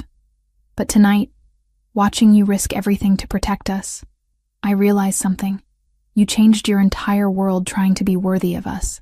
You dismantled an empire, walked away from power, spent 3 years becoming someone different. All because I asked you to. Because you were right to ask. Maybe, but I never asked the important question. Sophia's voice dropped to a whisper. Did you want to change? Or did you only do it to get us back? Anthony reached up with his good arm, cupping her face with his hand. I changed because you showed me who I was becoming. A man my sons would fear. A man you could not love. I changed because I wanted to be better. Not just for you, but for myself. For the legacy I leave behind. Even if I had never come back? Even then. His thumb brushed her cheekbone. Transforming my life was not a manipulation tactic. It was an awakening. You leaving forced me to confront truths I had avoided. That power without purpose is emptiness. That legacy built on fear is worthless. That the only thing that truly matters is family. Sophia pressed her forehead to his, careful of his injured shoulder. I never stopped loving you. Not for 1 day in 3 years. I was just too afraid to admit it. And now? Now I am tired of being afraid. Tired of running. Tired of pretending I can protect our sons from everything when the safest place for them is with both their parents united. Anthony's breath caught. What are you saying? I am saying that when this is over, when the threat is eliminated, I want us to try again. Really try. Not because of an arrangement or obligation, but because I choose you. I choose us. Sophia. Her name was a prayer and a promise. I have waited 3 years to hear those words. I am sorry it took so long. Do not apologize. You needed time. I would have waited decades if necessary. They stayed like that. Foreheads pressed together, breathing the same air. Sophia's hands rested on his chest, feeling his heartbeat strong and steady beneath her palm. The man you captured, she said eventually. What happens to him? Anthony's expression hardened. He will tell me everything. Who sent him? How they found us? What Dmitry Volkov wants? Then I will negotiate. Negotiate what? Peace. Permanent, ironclad peace. He pulled back slightly to look at her properly. I am going to make a deal with the 5 families. Every major organization in New York and the surrounding territories. I will formally renounce all my former holdings, all territories, all claims to power. In exchange, they guarantee in writing that my family is untouchable. Forever. Will they agree to that? They will if I offer enough. I still have leverage, connections, information. I will trade everything to ensure you and our sons can live without looking over your shoulders. That will cost you everything you built. I do not care. His voice was absolutely certain. Let them have the territories, the money, the influence. I will keep my family. That is the only empire that matters. Sophia kissed him then, soft and gentle, and full of 3 years of longing. Anthony responded carefully, mindful of his injury, but with intensity that spoke of his own desperate need. When they finally broke apart, both breathing hard, Sophia whispered against his lips, "You are bleeding on my shirt." Apologies. Bullet wounds are inconsiderate that way. She laughed despite everything, despite the chaos and fear and uncertainty. Let me finish bandaging you properly before you bleed out and ruin this moment. Heaven forbid I ruin our reconciliation with something as mundane as blood loss. Sophia secured the gauze with medical tape, then wrapped his shoulder with proper bandaging. Anthony watched her work with an expression of such tenderness it made her chest ache. I dreamed of you every night, he said quietly. For 3 years, wondered where you were, if you were safe, if the children looked like me. The not knowing was worse than any physical pain. I dreamed of you too, hated myself for it. Tried to convince myself you were a monster I should forget, but my heart knew better. What did your heart know? That you were mine, that we belonged together, that running solved nothing. She tied off the bandage. There, that should hold until we can get you proper medical attention. Medical attention can wait. My sons are sleeping 10 feet away and the woman I love just told me she wants to try again. Medical attention is very low priority. Sophia smiled despite her tears. You are impossible. I am in love. There is a difference. Dawn was breaking outside the windows of the mountain house. Soft gray light filtering through the forest. The boys slept peacefully on the couch, unaware their world had just shifted on its axis again. Anthony pulled Sophia close with his good arm, mindful of his injury. She rested her head on his uninjured shoulder, breathing in the scent of him beneath the copper smell of blood. What happens now? She asked. Now I make calls. Arrange meetings. Negotiate our freedom. His voice was steady, determined. Within a week, this will be over. Volkov will understand that threatening my family was the worst mistake of his miserable life. The 5 families will agree to my terms, and we will finally be safe. You sound very confident. I am. He pressed a kiss to the top of her head.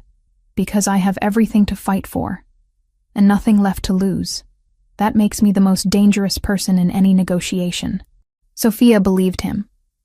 This was the man who had transformed an entire criminal empire because she asked. The man who had taken a bullet and kept fighting. The man who loved their son so fiercely he would trade kingdoms for their safety. I love you, she said. Simple. True. No qualifications. I love you too. Always have. Always will. They stayed like that as dawn fully broke, wrapped in each other, watching their sleeping children, planning a future that finally felt possible. 2 months passed in careful reconstruction. The attack at the mountain house ended exactly as Anthony promised. The captured operative talked within hours, revealing everything about Dmitry Volkov's plan. Anthony made calls, arranged meetings, negotiated with a precision that reminded Sophia why he had been so feared in his former life. The deal was struck on a rainy Tuesday in a neutral location in Seattle.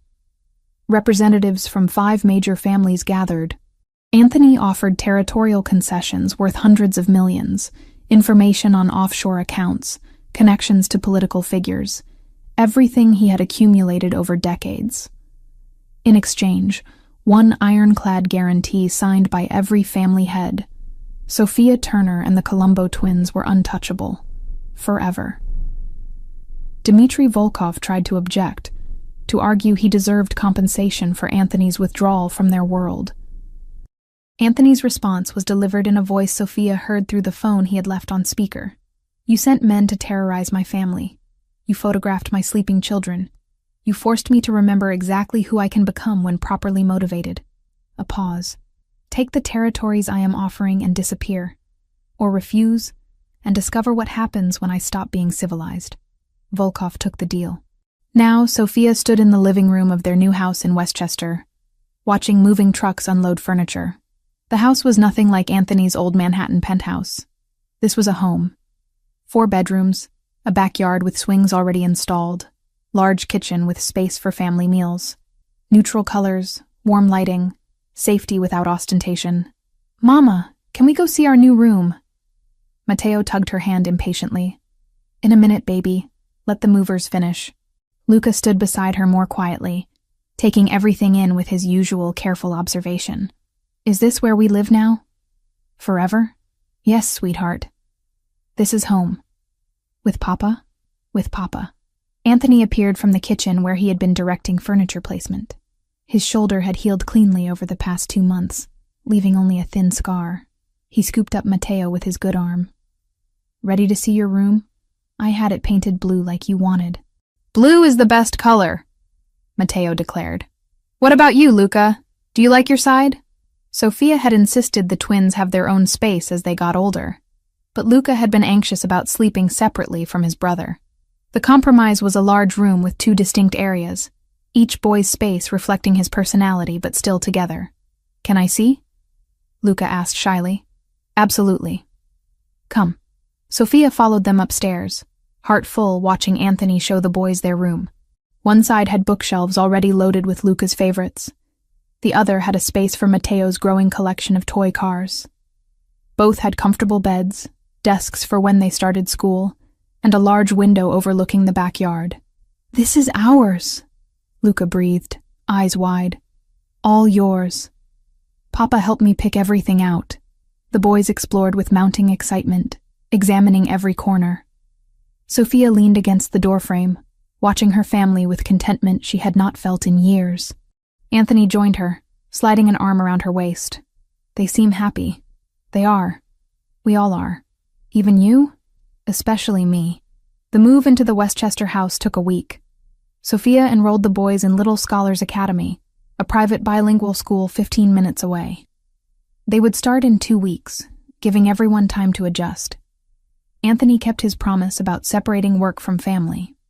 His office was downtown, 45 minutes away. He left each morning after breakfast and returned by 6 every evening, unless Sophia explicitly said she was okay with him staying later. Weekends were sacred, dedicated entirely to family. Sophia spent her days setting up the house and planning something she had dreamed about for years. A bookstore. Her own small business where she could curate children's literature and create community reading programs. I found a space, she told Anthony over dinner one night. The boys were focused on their spaghetti, sauce covering their faces. It is tiny, in a strip mall near the school, but it has good light and reasonable rent. Buy the building, Anthony said simply. What? No. I just want to rent the space. Buy the building.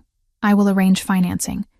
Then you control everything, no landlord issues, and you can expand when ready. Anthony, that is too much. It is an investment in your dream. Let me do this.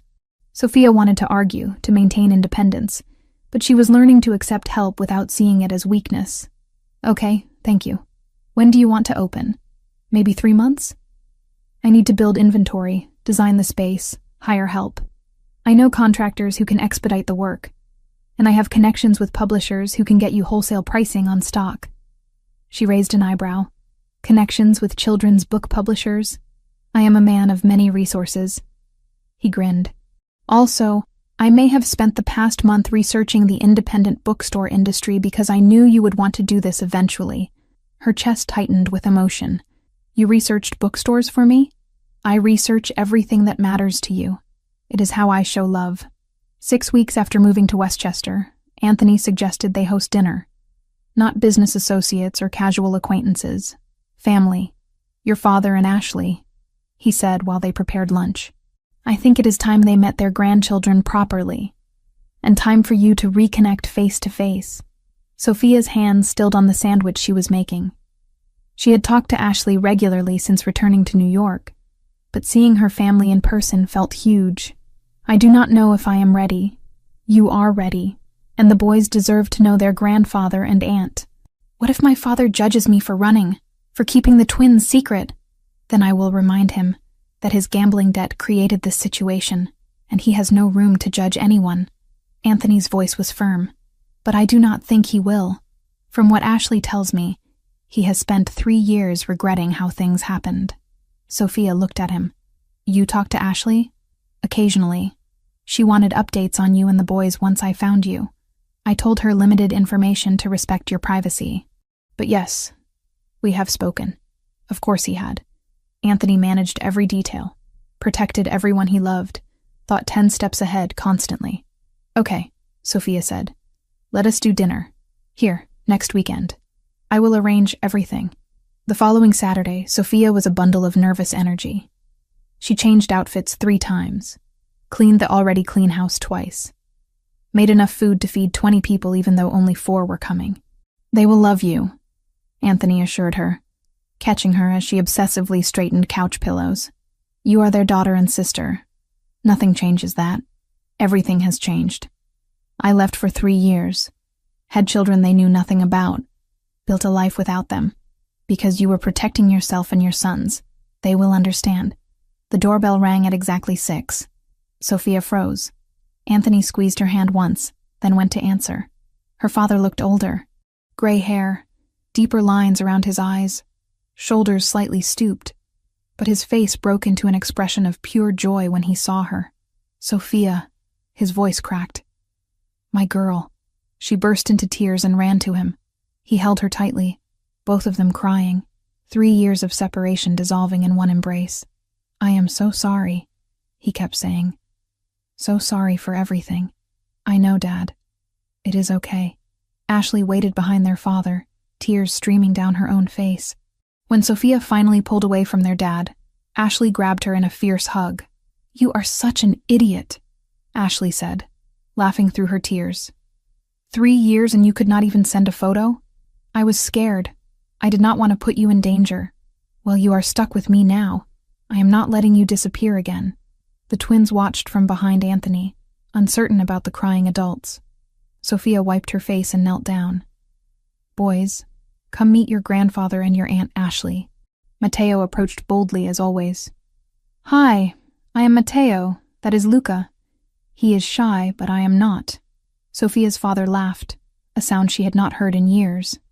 He lowered himself carefully to the boy's level. It is very nice to meet you both. You look just like your father. Everyone says that, Matteo agreed. But Mama says we have her smile. You definitely have her smile. Her father looked up at Sophia with shining eyes. They are beautiful, sweetheart. Absolutely beautiful. Ashley was already kneeling beside Luca, who seemed fascinated by her colorful scarf. I am your Aunt Ashley. I teach 2nd grade, so I am pretty cool with kids. Want to see a magic trick? Luca nodded, and Ashley produced a quarter from behind his ear. Both boys squealed with delight. Dinner was chaotic and wonderful. The twins performed for their new audience, showing off drawings and explaining their school in elaborate detail. Sophia's father told stories about Sophia as a child that made everyone laugh. Ashley fit into the family dynamic immediately, teasing Anthony and playing with the boys like she had known them forever. After dinner, while the boys played with Ashley in the living room, Sophia found herself alone with her father in the kitchen while they cleared dishes. I need to say something, he started. What I did, forcing you into that marriage to clear my debt. It was unforgivable. Dad, please let me finish. He set down the plate he was holding. I have spent 3 years knowing I sold my daughter to save myself. I destroyed your life because I could not stop gambling. No apology will ever be enough. You did not destroy my life. Sophia glanced toward the living room where Anthony was laughing at something Ashley said. That marriage saved me in ways I did not understand at the time. How can you say that after everything? Because I love him. I love our sons. I have a life I never imagined possible. She took her father's hand. Yes, the beginning was wrong. The circumstances were terrible. But Anthony has spent years proving he deserves a second chance. I think you deserve one too. Her father's eyes filled with tears. I do not deserve your forgiveness. Maybe not, but I am giving it anyway. Because holding on to anger hurts me more than it hurts you. Because I want my children to know their grandfather. Because family is complicated and messy, and sometimes we have to choose grace over grudges. They hugged again, and Sophia felt another piece of her past settle into place. Anthony appeared in the doorway, watching with soft eyes. When Sophia's father left to rejoin the others, Anthony pulled her close. That was beautifully done. He needed to hear it. I needed to say it. Your capacity for forgiveness is one of the things I love most about you. Speaking of forgiveness. She turned in his arms to face him. I forgive you too. For everything. The violence I witnessed, the fear I felt, the world you came from. All of it. We start fresh from here. Sophia. I mean it. No more looking backward. We move forward as a family. That night, after everyone left and the boys were asleep, Anthony led Sophia to the backyard. Stars were visible despite the proximity to the city, a rare clear night. He held a small box in his hand. I did this wrong the first time, he said. An arranged marriage with paperwork and obligation. No romance, no choice. Anthony, what? He opened the box. Inside was a ring with a deep blue sapphire surrounded by small diamonds. Simple but elegant, clearly chosen with care. Sophia Turner.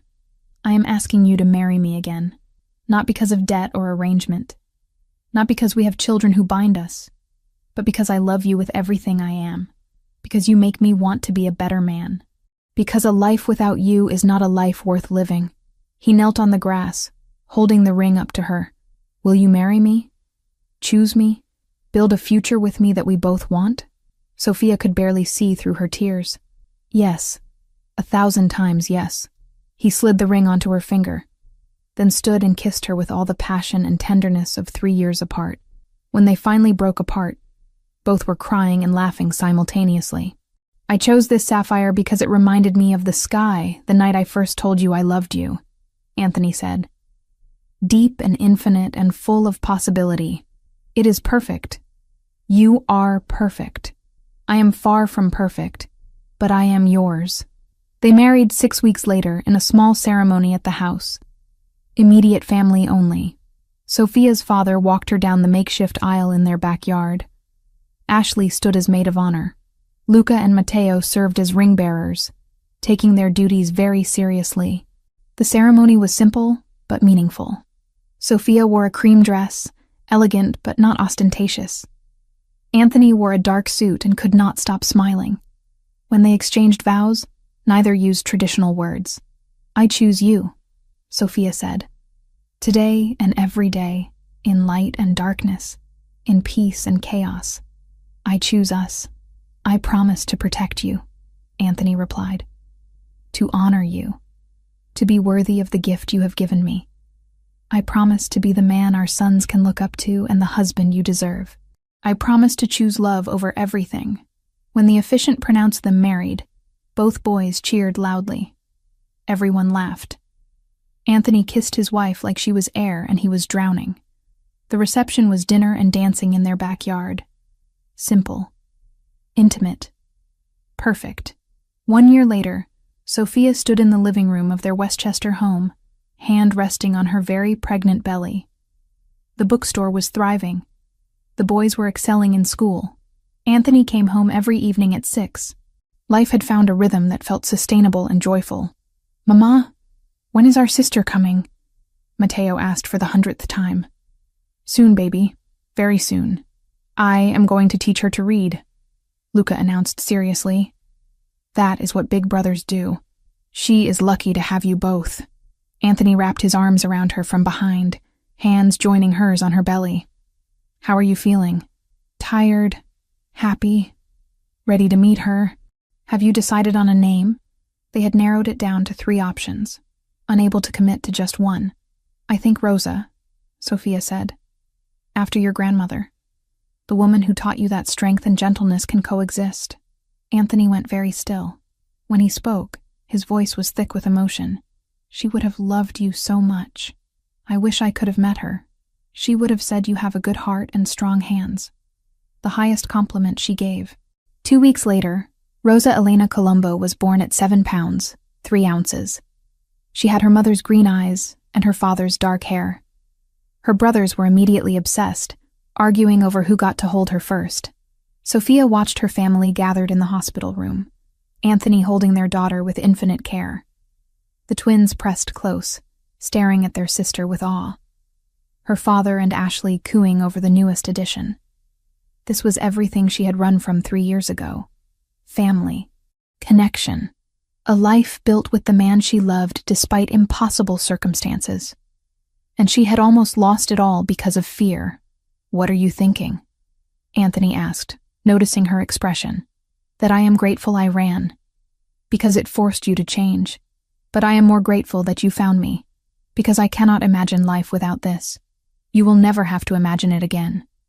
We are bound now. Forever. Forever. She agreed. Little Rosa made a small noise, and everyone laughed. The future stretched ahead. Uncertain, but filled with possibility. Sophia had learned that love was complicated, that families were messy, that sometimes the scariest choices led to the greatest rewards. She had run away pregnant with his twins. He had tracked her down and refused to let her keep running. And somehow, impossibly, they had built something beautiful from the wreckage. Not perfect, but real. And that was more than sufficient. If you enjoyed this story, take a moment to subscribe to the channel. That is how I will know you truly appreciated it.